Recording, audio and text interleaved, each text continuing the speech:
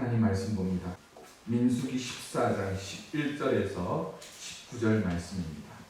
함께 봉독합니다. 시작. 여호와께서 모세에게 이르시되 이 백성이 어느 때까지 나를 멸시하겠느냐. 내가 그들 중에 많은 이적을 행하였으나 어느 때까지 나를 믿지 않겠느냐. 내가 전염병으로 그들을 쳐서 멸하고 내가 그들의 크고 강한 나라를 이루게 하리라. 모세가 여호와께 여짜오되 애국인 중에서 주의 능력으로 이 백성을 인도하여 내셨거늘 그리하시면 그들이 듣고 이 땅 거주민에게 전하리이다. 주 여호와께서 이 백성 중에 계심을 그들도 들었으니 곧 주 여호와께서 대면하여 보이시며 주의 구름이 그들 위에 섰으며 주께서 낮에는 구름 기둥 가운데에서 밤에는 불 기둥 가운데에서 그들 앞에 행하시는 것이니이다.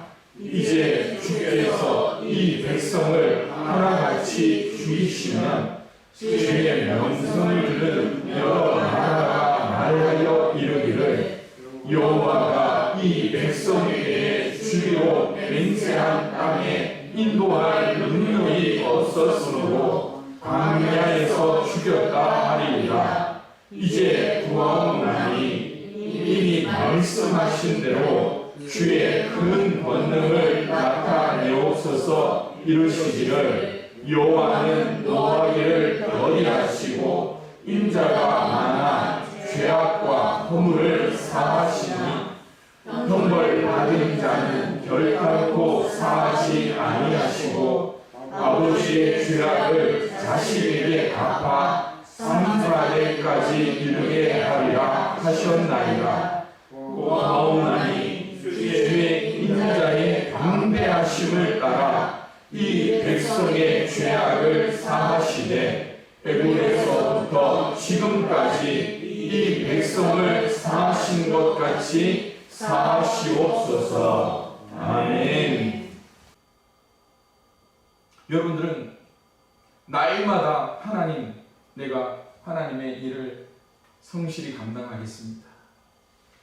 가정에서도 어떻게 합니까? 내가 가정에서 좋은 역할 성실히 맡겠습니다. 사회에서도 내게 주신 일들 잘 감당하겠습니다. 그렇게 이야기하는데 결국 뒤돌아서면 어떻게 합니까? 뒤돌아서면 어떻게 합니까? 제가 지금까지 했던 두 단어가 기억 안 나십니까? 뭐 한다고요? 뭐 한다고요? 그렇죠. 나에게 사기를 치는 거예요. 나에게 사기를 치는. 그런데 여러분, 내가 내 스스로 사기를 치지만 또 우리가 잠잠히 하나님 앞에 나올 수 있는 이유가 뭘까요? 우리는 또 결단하면 됩니다.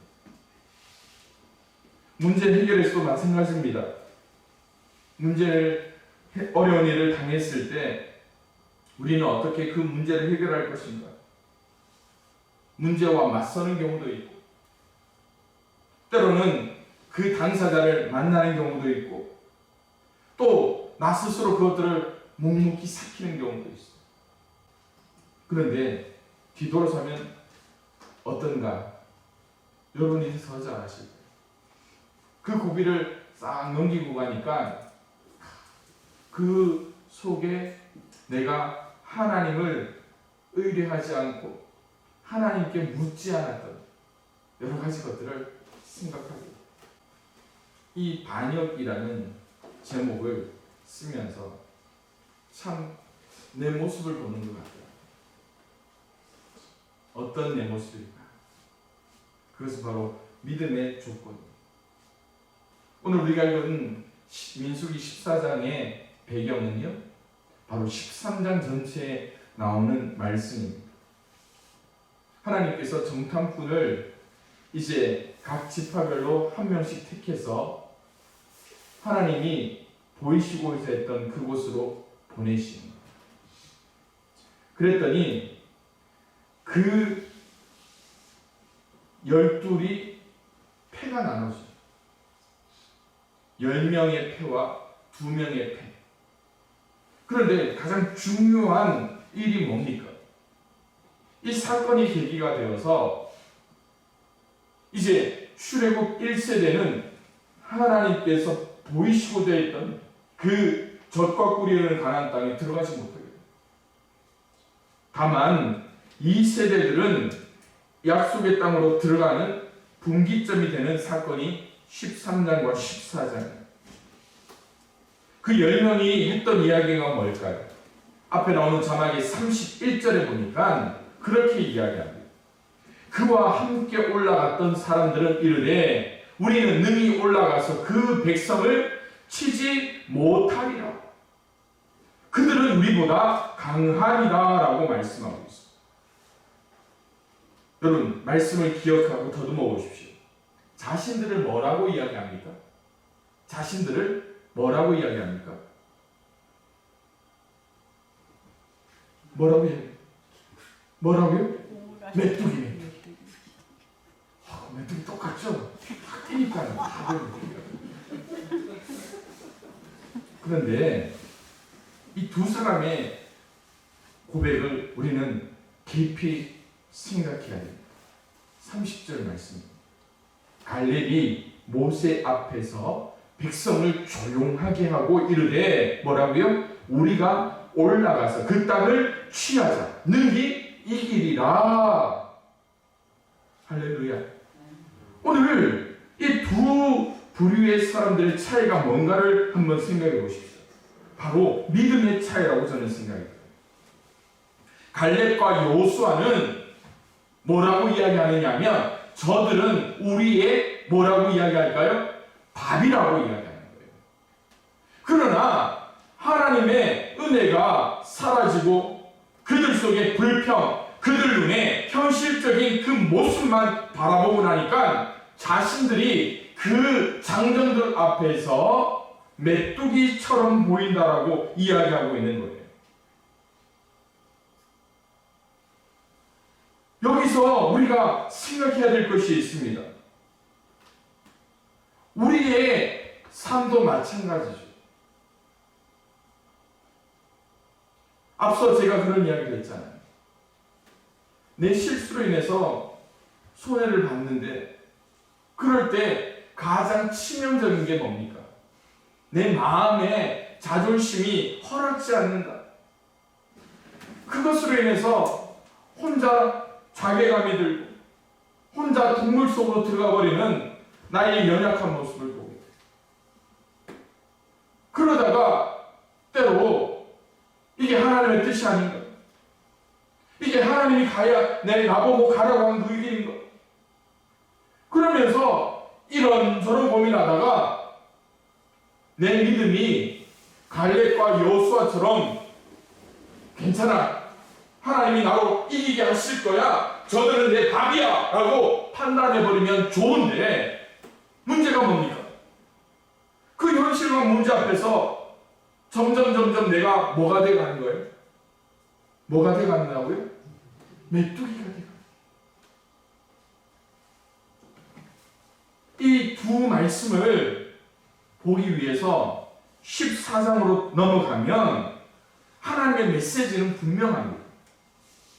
딱 두 단어를 생각해 보면 이것은 이스라엘 역사 전체를 통하여서 보여주신 거예요. 하나님이 그 백성에게 어떻게 했습니까? 그 땅을 주셨으니까 나는 뭐 하면 됩니까? 취하면 돼요. 하나님이 주셨으니까 그들은 취하면 되는 거예요. 그렇다면 오늘 이 문제는 어떤 문제입니까? 누워서 떡 먹기, 땅 짚고 헤엄치기.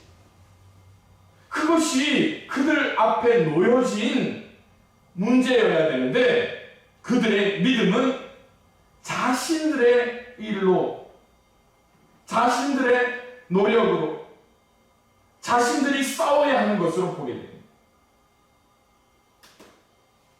민수기를 통하여서 보여주셨던 하나님은 어떤 하나님입니까?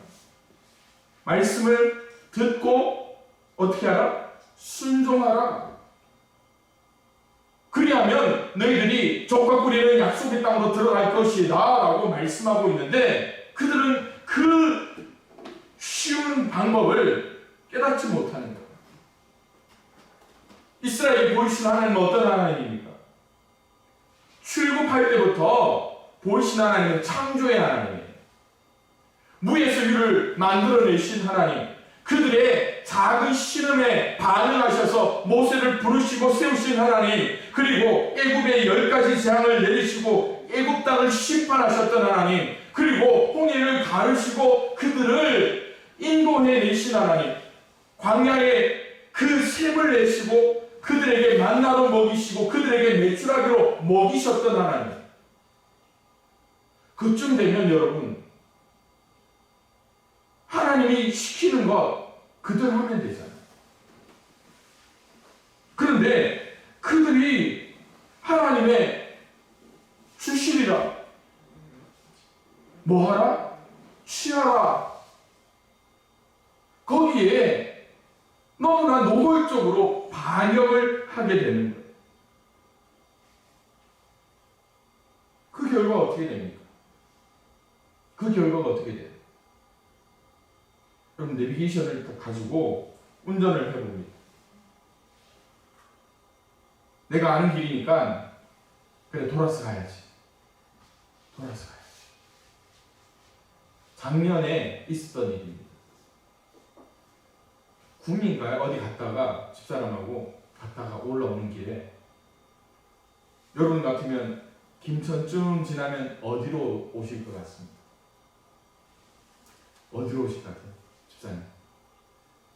고속도로로 쭉 올라와서 선산 지나서 이렇게 화사하시로 내리는 방법이 있고, 우리 집사님들은 다른 길로 오시죠. 어디로 옵니까? 동김천으로 해서 공성으로 오는 길. 제가 오고 싶었던 길이 어딜까요? 제가 오고 싶었던 길? 네, 동김천으로 해서 공성으로 오려고 했습니다. 그런데 내비게이션이 어디로 가르칠까요? 예, 고속도로로 올라가는. 그런데 여러분, 제가 참 순진하죠. 고속도로를 경부고속도로에서 중부 내륙으로 딱 타는 순간에 후회를 합니다. 왜 후회했는지 아십니까? 교통사고가 나가지고 고속도로 꽉 막혔는데 그 자리에서 한 시간, 그냥 1시간 동안 가만히 있었어요. 아무것도 못하고. 등에서 땀이 쭈쭈쭈쭈 나고요.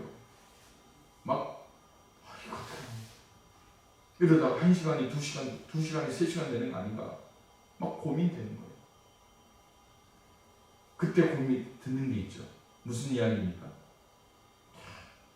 그냥 감동되는 대로 갔어야 돼요. 오늘 우리의 삶이 마찬가지입니다. 오늘 우리의 삶. 하나님께서 이미 보이신 그 길을 우리가 가면 되는데, 우리의 뜻을 따라 앞을 모르는 그 길로 그냥 막연하게 나아가려고 할 때가 얼마나 많이 있습니다. 이스라엘 백성을 하나님께서는 부르실 때 뭐 때문에 부르셨습니까? 출애굽기 19장에 보면 하나님의 백성, 내 백성이라고 이야기해요. 하나님의 소유, 제사장, 나라로 삼으시겠다라고 약속을 하고 있어요. 그들의 신분을 통하여 그들이 원하는 것은 뭡니까? 어떻게든 예배의 자리, 하나님의 뜻, 그리고 그 소유답게 행동하고 살아야 되는데, 그들은 항상 때를 따라서 뭐 하는 겁니까? 다른 것에 집중하고 그들 나가려고 할 때가 너무나 많았다라는 겁니다. 한번 불신앙, 한번 의심, 그것이 어떻게 만드는 겁니까? 점차적으로 그 한 사람에서 또 한 사람. 여러분, 10사람이 반대했다고 하는데 가만히 생각해 보십시오. 처음부터 10사람이 반대했을까요? 저는 그렇지 않다고 생각합니다. 영향력 있는 그 한 사람의 이야기를 통하여서 점점 그게 퍼져가게 됩니다. 무엇 때문일까요? 죄라는 것이 오염성이 있고요. 죄라는 것이 권세성이 있기 때문에 그래요. 그때 갈렙과 여호수아와 갈렙은 뭐라고 이야기합니까? 적과 우리는 꿀이 흐르는 땅 그것에 올라가서 취하자. 그들은 단호했습니다. 왜요? 그들이 듣는 것은 하나의 메시지밖에 없었어요. 그 옆에 있는 10사람이 그렇지 않냐고 안 물었겠습니까? 그거 봐, 갈렙, 여호수아, 니들도 봤잖아. 우리 메뚜기처럼 작아 보였잖아. 그렇게 안 물어보겠습니까? 아니, 분명히 물어봤을 거예요. 그러나 갈렙과 여호수아는 그거 안 들었습니다. 뭐 했다고요? 하나님께서 주신 가라, 취할 것이다. 너에게 주었지 않느냐? 그래서 어떻게 해요? 하나님의 약속을 보는 거예요. 하나님의 능력을 바라보는 눈을 그들은 가지고 있었다. 그런데 이때 나타나는 하나님의 심정을 우리는 또 한 번 생각해 봅니다. 하나님이 뭐라고 이야기하시는지 아십니까? 여호와께서 모세에게 이르시되 이 백성이 어느 때까지 나를 멸시하겠느냐? 내가 그들 중에서 많은 이적을 행하였으나 어느 때까지 나를 믿지 않겠느냐라고 이야기합니다. 하나님은 뭐 있다라는 겁니까? 벌써 그 백성에 대해 그 정탐꾼에 대해서 심판을 명하시는 거죠. 그때 이스라엘 백성들의 반응이 뭔지 아십니까? 한 장관을 세워서 뭐 하자? 애굽으로 돌아가자라고 이야기하는 거예요. 하나님을 멸시한다는 것이 뭡니까? 그 말을 찾아보니까요, 경건하지 않았다라는 메시지. 하나님을 멸시했다라는 것이 믿지 않은, 경건치 아니하는 모습을 보여주는 거예요. 무엇 때문입니까? 하나님과의 관계가 바르지 않았기 때문에. 여기서 우리가 좀 생각해야 될 것이 있어요. 뭐냐 하면 우리는 아이고 이번에도 그러잖아요. 우리는 절에 다녔어. 나는 나가고 싶은데, 나는 지금 양평교회라면 지금 나는 나가고 싶은데 우리 시어머니가 절에 다녔어. 그런 분들. 그런데 여러분 보십시다. 세상에 많은 종교가 있습니다. 종교라는 것은 최소한 좋은 교훈을 가지고 있어요. 그러나 여러분, 우리가 믿는 이 하나님의 말씀과 예수 그리스도의 십자가, 그것은 뭘 이야기합니까? 좋은 교훈을 이야기하는 게 아닙니다. 뭡니까? 생명의 길을 이야기합니다. 그 방법밖에 없다는 것을 가르쳐 주잖아요. 그래서 오늘 우리가 불렀던 찬양, 있더라 있더라, 구원으로 인도하는 문은 좁은 문, 그 찬양이 뭘 의미합니까? 한번 자신을 메뚜기 처지로 받아들이게 되면 자신의 모습을 부정하고 파괴하는 것이 그렇게 나타나니까 결국 하나님이 뭐라고? 언제까지 나를 멸시하고 나를 믿지 않겠느냐라고 이야기합니다. 복음서에도 예수님께서 믿음 없는 제자를 향해서 이렇게 이야기하셨습니다. 믿음 없고 폐역한 세대여, 내가 얼마나 너희와 함께 있으며 얼마나 너희를 참으리. 예수님을 따라다닌다고 해서 그 제자들이 예수님과 바른 관계가 있었지 않다는 것이죠. 오늘 우리는 어떨까요? 이 상황 속에서 보여준 것이 우리가 읽었던 이 민수기 14장의 말씀이 바로 모세의 중보기도다. 그래서 이 허물 많고 죄악된 그 무리를 향한 모세의 기도가 얼마나 큰 은혜가 있었고 역사하는 힘이 있었는가를 보게 됩니다. 첫 번째, 이 모세의 중보기도가 무엇을 이야기하는가? 기도의 중심이 무엇을 향하는가를 우리는 살펴볼 수 있어야 됩니다.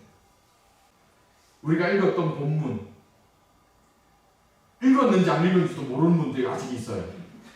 딱 읽었습니다. 광고하고 제가 읽었습니다. 그때 읽었던 내용이 모세가 하나님 앞에 드린 기도예요. 그 기도가 어떤 내용이었나?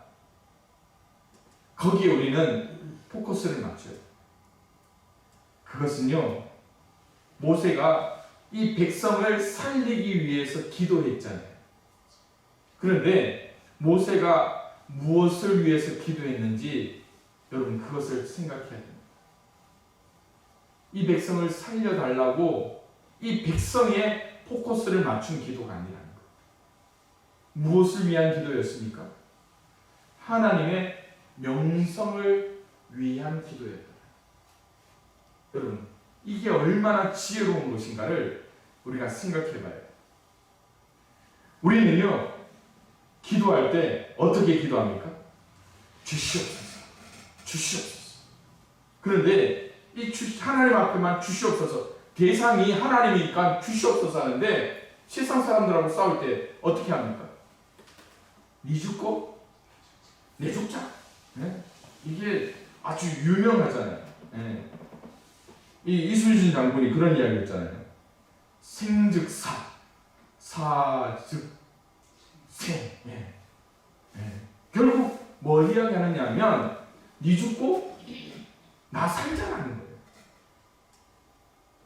이해가 되십니까? 기도할 때 하나님 안 들어주면 어떻게 해요? 꼭 들어주셔야 된다고 이야기하잖아요. 그런데 여러분, 이 모세의 기도가 이렇게 이야기합니다. 주께서 이 백성을 하나같이 죽이시면 주의 명성을 들은 여러 나라가 말하여 이르기를 이야기하면서 쭉 이야기하는 거예요. 주의 명성이라는 것이 뭡니까? 주의 명성이라는 것이 여호와 하나님의 그 거룩한 이름의 뜻, 하나님의 성품, 하나님의 나라, 그것들을 통하여서 하나님이 이루시고자 하는 그 모든 것들을 보여주는데, 지금 하나님 10명의 정탐꾼들이 잘못 판단한 걸 가지고 이 백성을 죽인다면 하나님의 명성이 먹칠을 하는 거 아닙니까? 그러면서 이렇게 이야기하는 거예요. 13절에 우리가 읽었던 본문 말씀을 여러분들 한번 생각해 보십시오. 여호와 하나님께서 저들을 애굽에서 인도하여 냈지 않습니까? 14절에 구름기둥, 불기둥 가운데서 그들 앞에서 행하셨잖아요. 애굽 사람들뿐만 아니라 다른 이웃 나라가 여호와께서 이스라엘 백성을 인도하여 낸 것들을 다 알고 있는데, 이제 광야에서 이들을 죽이면 온 세상 사람들이 하나님을 욕할 거 아닙니까? 그 욕이 뭔지 아십니까? 16절의 말씀처럼 인도할 능력이 없어서 광야에서 죽였다 한다. 여러분, 이 모세의 심정이 어떤 마음일까? 어떤 심정일까? 내 문제를 가지고 내가 중심이 되어서 기도해 보십시오. 속이 터지라, 목이 터져라 기도했지만 그 기도가 응답될까요? 내 삶이 중심이 되어서 하나님 들어주십시오, 들어주십시오. 하나님을 내 하수인 취급할 때가 있지 않습니까? 그런데 모세는 지금 당장 죽게 되었는데도 살려달라는 기도가 우선이 아니었어요. 하나님의 그 이름을 먼저 내세우는 것을 보게 되는 거예요. 마태복음 6장 9절에 주님과 하신 기도 이렇게 이야기합니다. 이름이 거룩히 여김을 받으시오. 여호와 하나님의 그 이름은 거룩히 여김을 받아야 할 그러한 이름이네. 그 이름에 하나님 저들을 죽임으로 말미암아 먹칠하지 마십시오. 하나님의 나라의 확장과 하나님의 거룩한 이름이 그 백성의 삶의 기준을 통해 달려있는데 하나님 참으십시오. 그렇게 이야기합니다. 오늘 우리의 삶을 되돌아보십시오. 오늘 우리의 삶이 하나님 나라의 포커스를 맞추고 있는가? 아니면 내 삶을 위한 수단으로 생각합니다.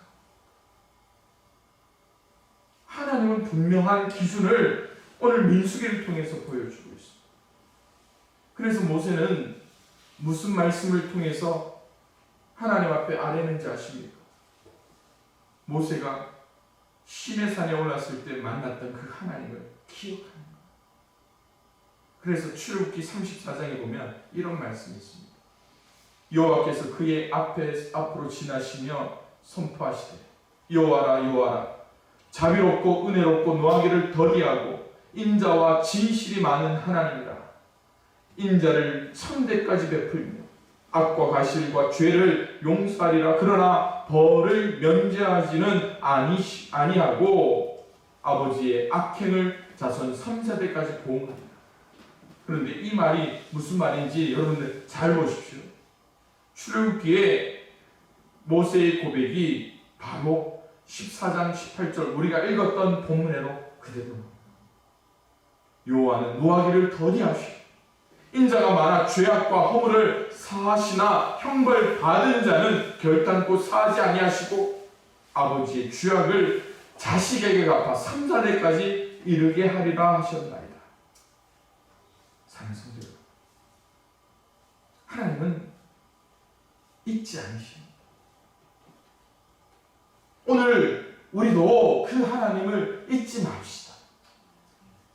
그래서 우리의 삶의 포커스가 하나님의 그 이름, 우리의 믿음의 그 모습을 통하여서 여호와 하나님의 명성을 높일 수 있고, 그럴 때에 우리가 기도하면 하나님이 안 들어주십니다.